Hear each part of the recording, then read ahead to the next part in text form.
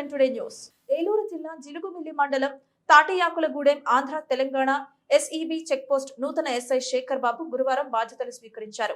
మీడియాతో మాట్లాడుతూ Rajahmundry division Rangapuram exchange station నుండి సాధారణ బదిలీలు భాగంగా వచ్చినట్లు తెలిపారు. ఏపీలో ఎన్నికల నేపథ్యంలో పై అధికారుల ఆదేశాల మేరకు వచ్చినట్లుగా ఆయన తెలియజేశారు. సరిహద్దు అయిన తాటియాకులగూడెం చెక్ పోస్ట్ నందు ముమ్మర తనిఖీలు, ప్రతి వాహనం క్షుణ్ణంగా పరిశీలిస్తున్నామని ఆయన అన్నారు. ఈ కార్యక్రమంలో సిబ్బంది పాల్గొన్నారు.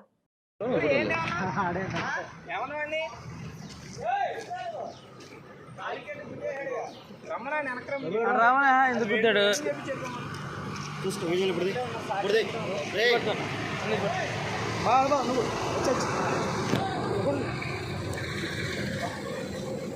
సరేలా చూ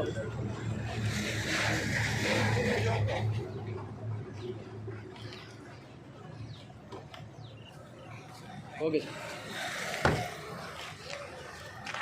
శేఖర్ బాబు ఎస్సీబీ సబ్ ఇన్స్పెక్టర్ని.